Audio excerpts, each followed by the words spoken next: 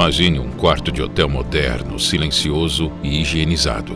Sobre a cama, um paciente com uma doença degenerativa avançada recebe a visita de um assistente social.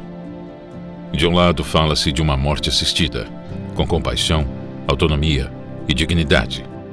De outro, alguém olha para uma planilha e pensa nos custos daquele quarto ocupado por alguém que acredita não ter mais chance. Como a cultura que fundamentou o direito primordial da vida humana, agora debate a morte como solução administrativa viável. Há quase 150 anos, nasceu a proposta de melhorar a espécie humana, escolhendo quem deve nascer e quem não deve, a eugenia. Ela reaparece em muitos debates de hoje, na seleção de embriões em clínicas de fertilização, nos exames pré-natais que identificam síndromes, na edição genética que promete bebês projetados e também no fim da vida. Cada um desses temas daria um vídeo inteiro. Hoje, o enfoque será a morte assistida. Comente aqui embaixo se você quer que a Brasil Paralelo investigue os outros temas. Entenda agora o que é eugenia, eutanásia e o lobby político internacional que se entrelaçam em uma complexa engrenagem financeira. Por mais de 2000 anos, a medicina ocidental se guiou por um compromisso simples. No juramento de Hipócrates, escrito na Grécia do século V a.C., e ainda hoje uma das mais influentes referências da ética médica, o médico prometia: a ninguém darei, ainda que me peça, remédio mortal, nem um conselho que induza à morte. A vida do paciente era um limite que o médico não deveria cruzar. Mas no fim do século XIX, uma ideia desafiou esse limite. Para compreender o cenário contemporâneo, é preciso retornar à Inglaterra vitoriana de 1883. Foi nesse período que o cientista Francis Galton, primo de Charles Darwin, cunhou o termo eugenia, derivado do grego para bem-nascido.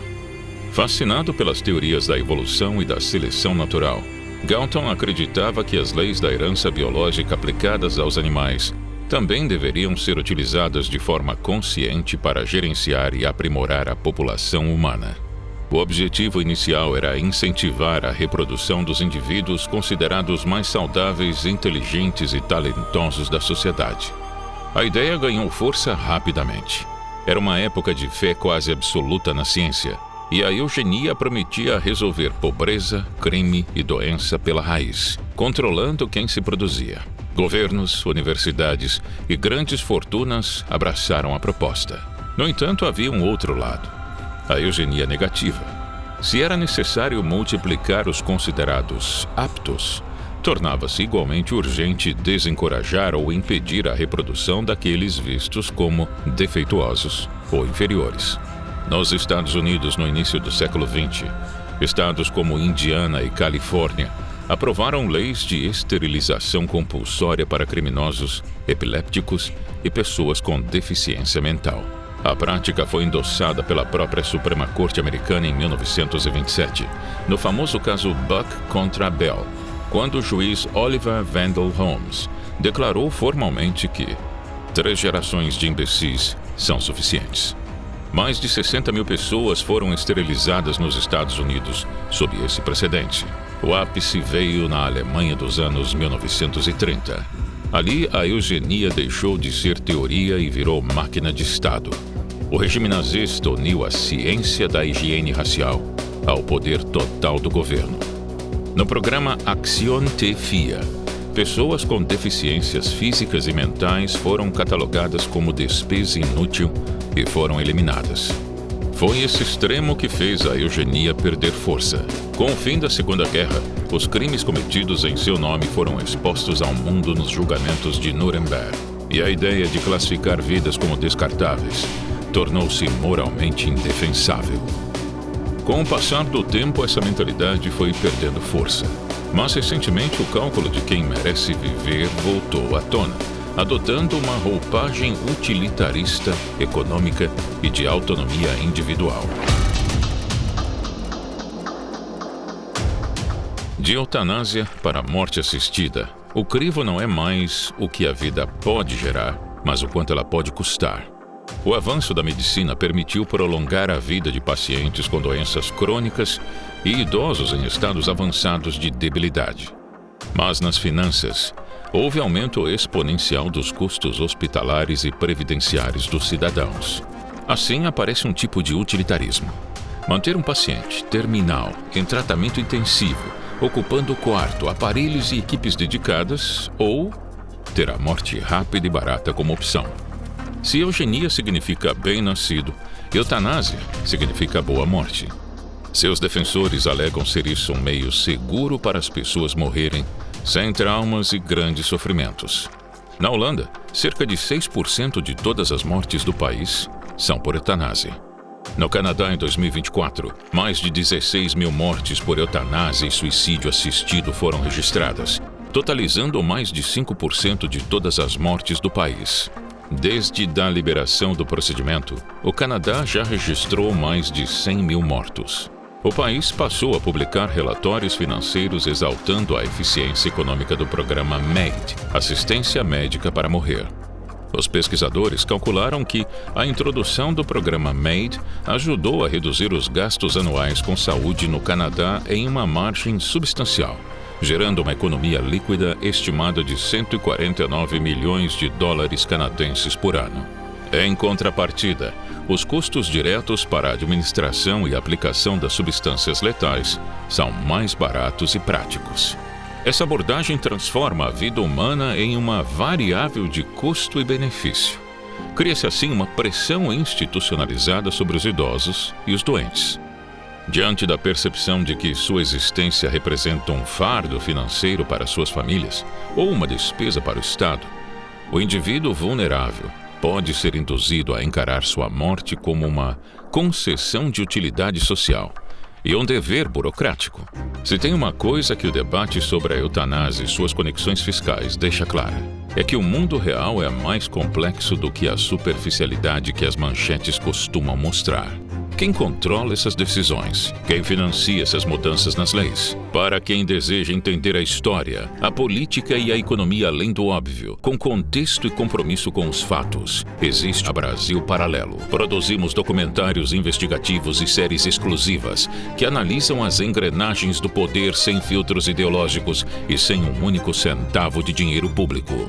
Clique no link da descrição ou aponte o seu celular para o QR Code na tela para conhecer nossos planos e se tornar um membro assinante ainda hoje.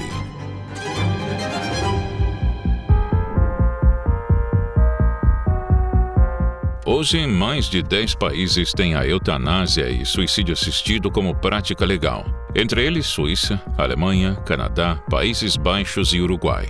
Para seus defensores, a morte assistida é um direito. O argumento central é a autonomia. O corpo é meu, e a decisão sobre o fim também deveria ser. Mas a reintrodução e a rápida expansão da eutanásia nas legislações de diversos países do Ocidente não decorrem de um anseio popular espontâneo. Esse fenômeno é também influenciado pela atuação coordenada de grupos de pressão política. ONGs internacionais e fundações privadas que operam de forma estratégica nos corredores parlamentares, em departamentos universitários e em tribunais de justiça. Organizações de grande porte atuam como os principais artífices dessa mudança estrutural.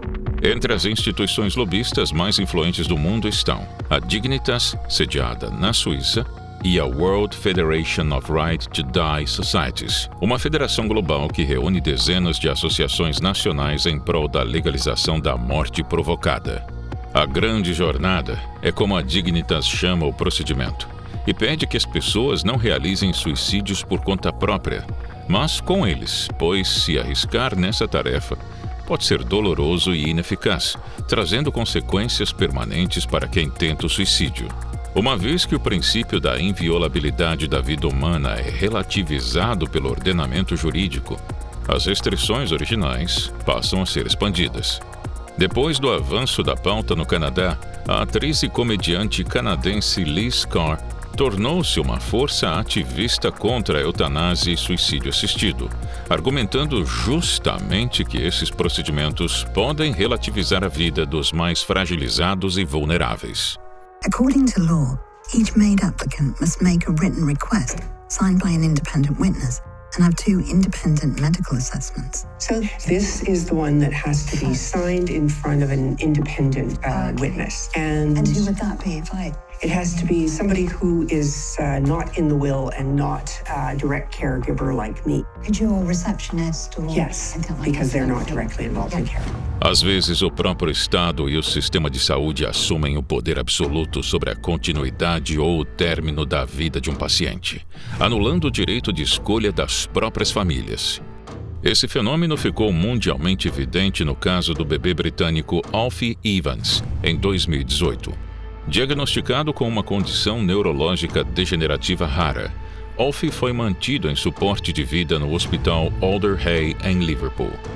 Contra a vontade expressa dos pais, que travavam uma longa batalha judicial, os médicos e a justiça britânica decidiram que a continuação do tratamento não era do melhor interesse da criança, determinando o desligamento dos aparelhos. O caso tomou proporções diplomáticas quando o Vaticano interveio diretamente na crise. O Papa Francisco, na época, concedeu apoio familiar e o governo da Itália concedeu cidadania italiana ao bebê em caráter de urgência, disponibilizando uma equipe médica militar e uma aeronave UTI para transferir Alfie ao Hospital Bambino Gesù, cobrindo integralmente todos os custos hospitalares. Mesmo assim, os tribunais britânicos negaram a autorização de transferência e proibiram a saída da criança, mantendo a determinação de que o suporte vital deveria ser removido. Alfie Evans faleceu em abril de 2018, dias após a retirada da ventilação mecânica.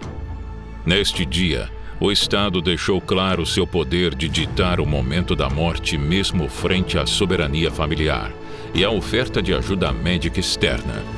Casos como o do bebê Alfie mostram inversão de valores e também mudanças na percepção ética coletiva de um país. No caso, deixando de considerar a vida como um valor inviolável. Mostram uma cultura que se isenta da responsabilidade solidária, que sustenta o pacto social e encara a morte planejada de seus cidadãos como algo aceitável e humanitário.